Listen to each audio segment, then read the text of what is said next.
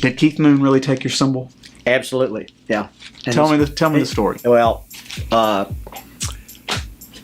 WHBQ, which is down on Highland, not far from what then was Memphis State University, was their main studio, and they tried to mimic Dick Clark's bandstand. Okay. So they had the dance show, which was on Saturdays, and they would invite local bands. At that time, we were called garage bands, and they would. Right. They would, and we still use that term today. Yeah, and there was intense competition. In fact, almost every school would have a night, Friday night, either before or after, where you'd have band competition. Was this indicative in any way to the mod movement from Europe? Yes, very much so. Very much so.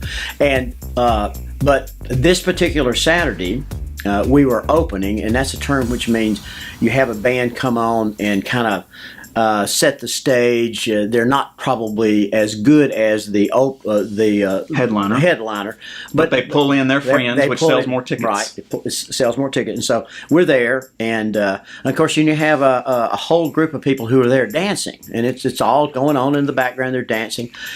We had just cut two of these down at Chips Moments. Really? Yeah. Where did you cut the EP at? Do you remember? Chips Moments on Madison. I forget what the name of the place was. It was really kind of seedy. I mean, it was not a. But there were several record all over production houses in Memphis. Yeah, and it was cut right there on the spot. I mean, they didn't send it off to somebody who did it. It was cut right there. Okay. So, and you had to bring it with you.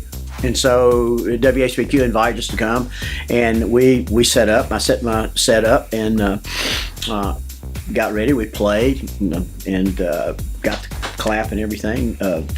We thought we did a good job, and we were opening for The Who. And about what year was this? This was probably 66, 65. So they weren't like.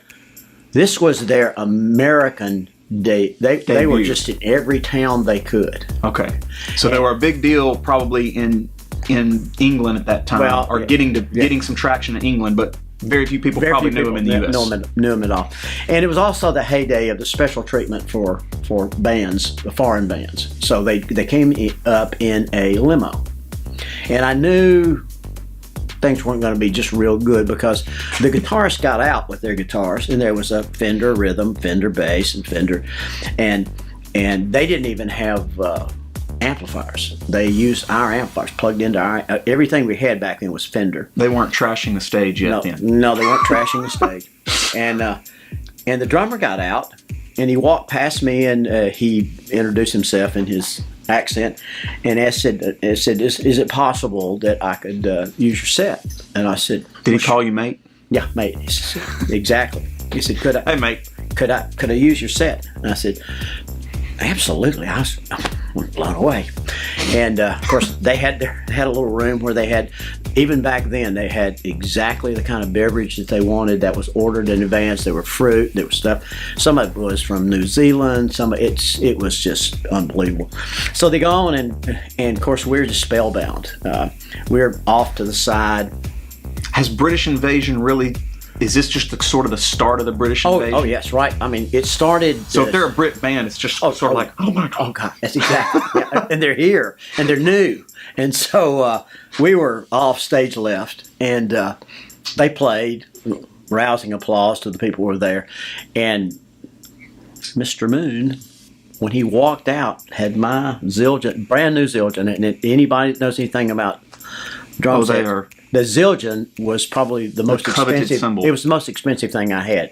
It was a Rogers set. It was and those sets today fetch a lot of money. Yeah. But even back then and even today, Zildjian cymbals are just. Whew.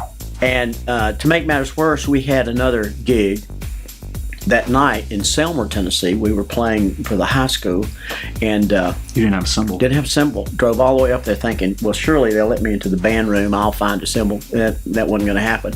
And I ended up using a trash can lid. And Keith Moon got into that limo with your Zildjian cymbal under his arm. Yeah. And every time I see him on TV, I think that, and I thought my grandkids too. Think about him in a nefarious way when that happens. So, true story. But it's almost worth it that it happened, that you can tell this story today. Absolutely. We wouldn't take anything for the story.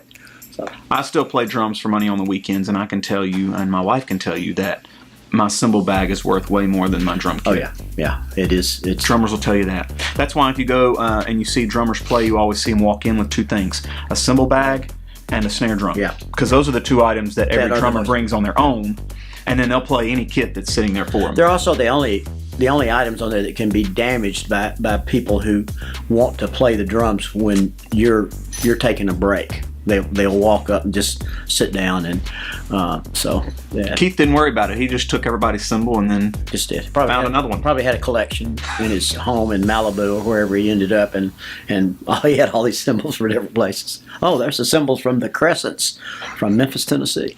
So.